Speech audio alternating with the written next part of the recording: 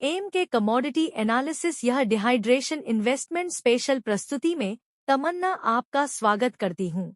हमारे चैनल पर कई सब्सक्राइबर यह रिक्वेस्ट की थी कि डिहाइड्रेशन ओनियन में इन्वेस्टमेंट करना फायदेमंद रहेगा या डिहाइड्रेशन गार्लिक में इन्वेस्टमेंट करना फायदेमंद रहेगा, यह कमेंट करके बताया था। तो हमारी रिसर्च टीम ने डेटा के एनालिसिस के आधार पर जो बातें निकल कर आई है वह यहाँ प्रस्तुत की है।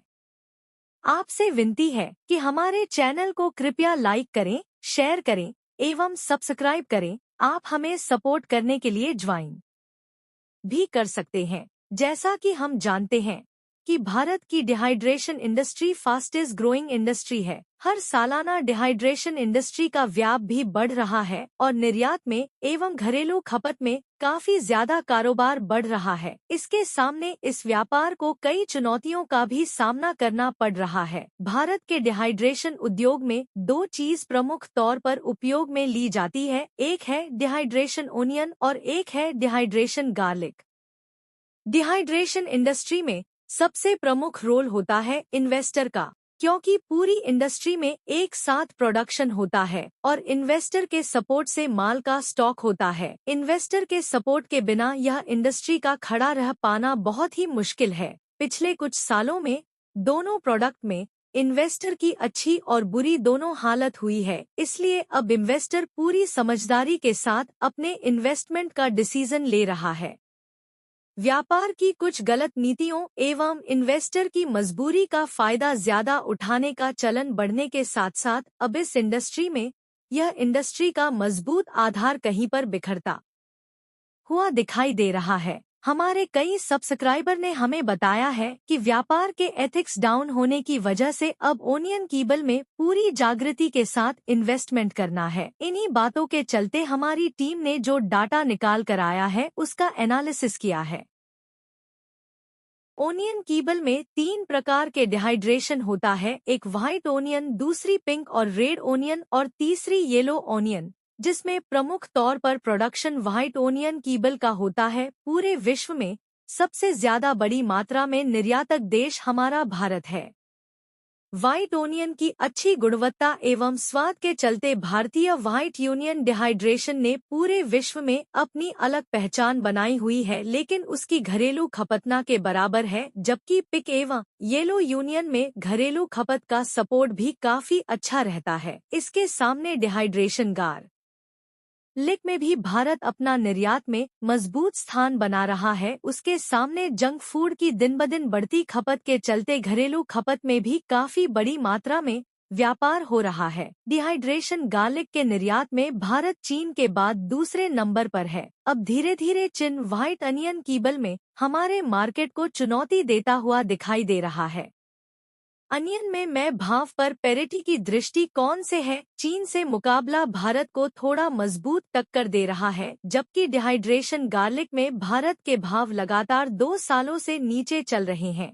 इसकी वजह से डिहाइड्रेशन गार्लिक में अभी और भी बड़ा मार्केट हाथ में आने की पूरी संभावनाएं दिख रही है, जबकि इससे सामने व्हाइट अनियन कीबल के व्यापार में लगातार चीन से चुनौतियों का सामना करना आने वाले सालों में भी चालू रहेगा।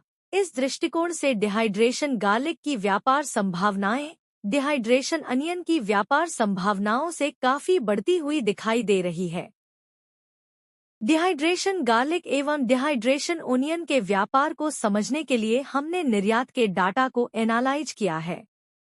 अप्रैल 2023 से लेकर दिसंबर 2023 के मुकाबले अप्रैल 2024 से लेकर दिसंबर 2024 के सरकारी निर्यात डाटा के अनुसार भारत ने तीनों प्रकार की डिहाइड्रेशन अनियन की निर्यात में 25% की शानदार ग्रोथ दिखाई है और करीबन 84,000 टन माल का निर्यात किया है। इसके मुकाबले डिहाइड्रेशन गार्लिक के इसी समय के डाटा को एनालाइज करें तो भारत ने निर्यात में 30 से 40% तक की ग्रोथ हासिल की है। इस हिसाब से डिहाइड्रेशन गार्लिक का व्यापार भारत का दिन ब दिन डिहाइड्रेशन ओनियन के व्यापार के सामने ऐतिहासिक तौर पे बढ़ता हुआ दिखाई दे रहा है। अब हमने प्रोडक्शन डाटा को एनालाइज करने का प्रयत्न किया तो पता चल रहा है कि डिहाइड्रेशन व्हाइट ओनियन में करीबन इस साल व्हाइट ओनियन की क्रॉप को देखते हुए अंदाज किया जा रहा है कि करीबन 1.25 टन से ज्यादा का प्रोडक्शन होने जा रहा है। उसके सामने येलो कीबल एवं पिंक कीबल में पूरे साल फैक्ट्री चल सके कितना प्रोडक्शन होने वाला है। भारत सरकार की नीतियों में यह खास शामिल रहता है कि ओनियन की कीमत कंट्रोल में रखी जाए। इस हिसाब से कीबल के इतने बड़े प्रोडक्शन को आगे आने वाले साल में डिहाइड्रेशन गार्लिक के सामने इन्वेस्टमेंट में फायदेमंद साबित होता नहीं दिखाई दे रहा है। इसके सामने इस साल लहसुन की जो फसल है वह इतनी बड़ी मात्रा में रोग से प्रभावित हुई है कि लहसुन की फैक्ट्री 2026 में भी चलना मुमकिन नहीं दिखाई दे रहा है। इसलिए प्रोडक्शन के दृष्टिकोण से भी डिहाइड्रेट ओनियन में बड़ी मात्रा में स्टॉक कैरी फॉरवर्ड होने की पूरी गुंजाइश दिख रही है, जबकि इसके सामने डिहाइड्रेशन गार्लिक का स्टॉक अभी सिर्फ 3 महीने का ही बचा हुआ है और प्रोडक्शन आगे भी संभव नहीं है। इसलिए प्रोडक्शन के दृष्टिकोण से डिहाइड्रेशन गार्लिक ज्यादा फायदेमंद बनता हुआ दिखाई दे रहा है।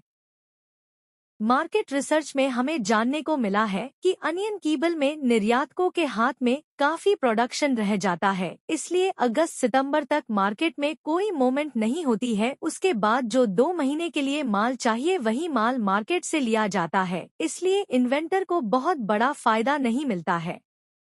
दूसरी ओर डिहाइड्रेशन गार्लिक में निर्यातकों के हाथ में कुछ भी माल नहीं है। जो माल बचा हुआ है वह मजबूत इन्वेस्टर के हाथ में माल बचा हुआ है। इसलिए मैं महीने से डिहाइड्रेशन गार्लिक मार्केट ऊंचा जाता हुआ दिखाई दे रहा है। इन सभी संभावनाओं के चलते जो इन्वेस्टर जागृत हो के व्यापार कर रहे हो 110 रुपए में कीबल लेने की बदले डिहाइड्रेशन गार्लिक लेने का मन बनाए हुए हैं। दूसरी तरफ ब्रोकरों के द्वारा कृत्रिम तेजी बनाकर डिहाइड्रेशन प्लांट की पत्तर से मार्केट को 15 से 20 रुपए ऊंचे भाव में बेचने की कोशिश कर रहे हैं। पर इस साल इन्वेस्टर का रुझान गार्लिक की ओर जाता बैठता हुआ दिखाई दे रहा है। इसके अलावा रो गार्लिक में रोग की काफी शिकायत होने के कारण स्टॉक में नुकसान की संभावनाओं के चलते रो गार्लिक के व्यापारी रो गार्लिक के इन्वेस्टमेंट के बदले फ्लेक्स में इन्वेस्टमेंट के लिए काफी सरल माहौल देख रहे हैं। इस तरह परिस्थिति का विश्लेषण गार्लिक इन्वेस्टमेंट की ओर ज्यादा मुड़ता दिखाई दे रहा है। इस पर जो भी रिपोर्ट निकल कर आएगी हम वीडियो के माध्यम से आपको दिखाएंगे। धन्यवाद।